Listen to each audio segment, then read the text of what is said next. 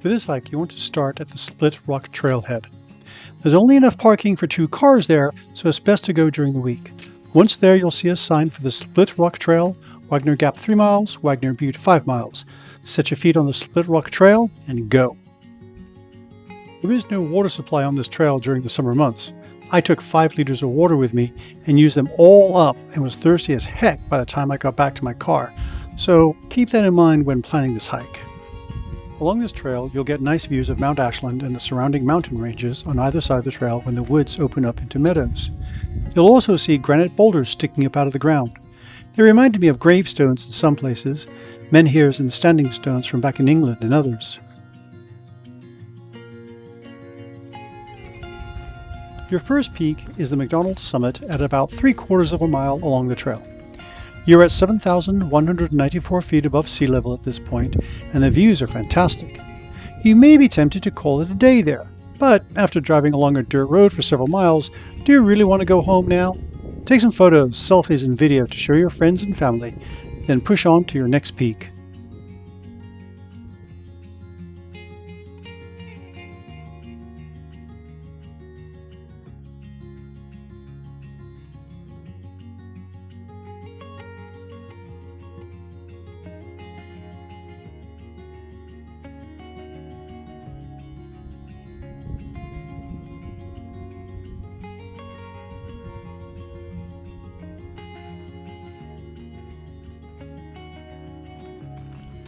I hiked this trail in late August and it was dusty. Every step kicked up little puffs of dust that quickly covered my boots, leg, and prosthetic in a fine layer of trail dirt. Something that surprised me were the occasional fence posts, some wooden with rusted barbed wire, some metal painted red and white. I'm guessing that at some point part of this land was privately owned and cattle were kept here. I could be wrong, and if you have any information about that, please educate me in the comments section below.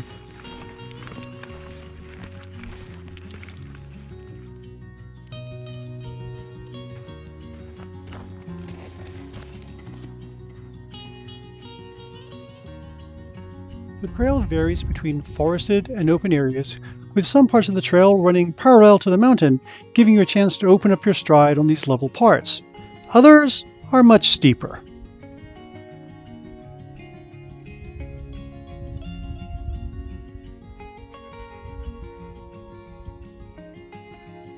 Your second peak is at 6,893 feet above sea level. Split Rock is about the 2-mile mark. Now, I'll be honest, the view there isn't very much to talk about. However, it does provide a great place to take a break in the shade of the granite rocks. Trail note: after Split Rock, you'll start the first of 2 steep declines.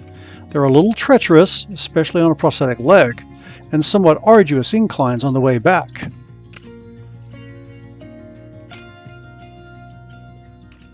Hiking onto the Wagner Gap, I found a small yellow flag in the ground on the left of the trail. It looked like it had been placed there recently. Anyone know what it's for? If you do, use the comments section below. I'd really like to know.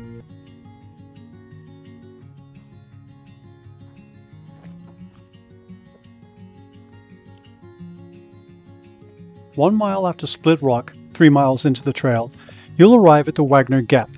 This is the official end of the Split Rock Trail and where you'll join the Wagner Butte Trail. Keep going straight onto the Wagner Butte Trail.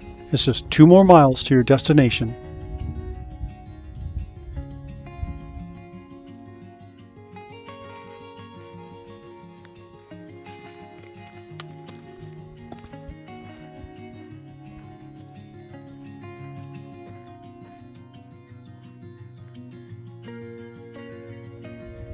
Most of the trail for the next 1.5 miles runs parallel to the mountain contours, and while there are a few inclines and declines, nothing really strenuous until the last half mile, where you'll start a climb from about 6,800 feet above sea level to 7,121 feet at the remains of the old fire watch station that's there.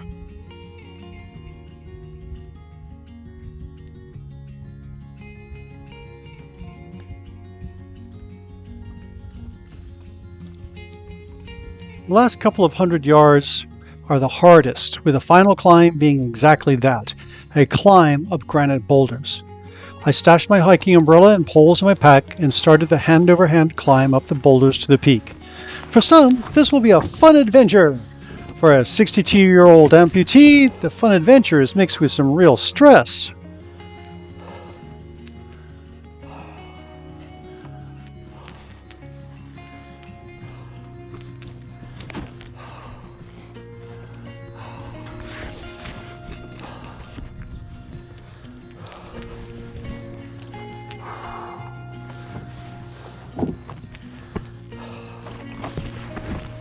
The fire station that once stood here has commanding views of the Rogue River Valley.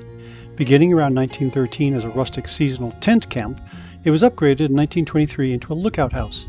The lookouts endured lightning strikes, severe winter storms, one of which blew off the roof in 1925, until it was decommissioned in 1964 and demolished in 1971.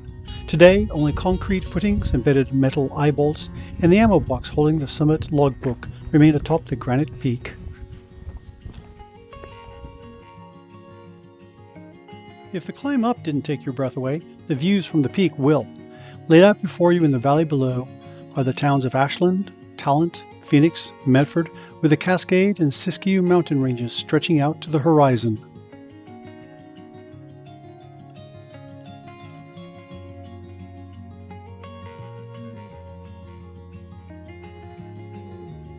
Before you sit down to revel in your accomplishment and relax, take a few minutes to fill in the logbook in the green ammo box attached to one of the old supports for the Firewatch station.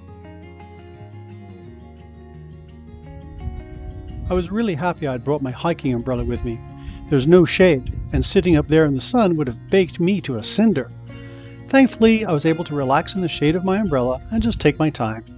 After hanging around for about an hour, taking in the view, I realized I should start the journey home. I didn't want my wife to worry about me any more than she normally does.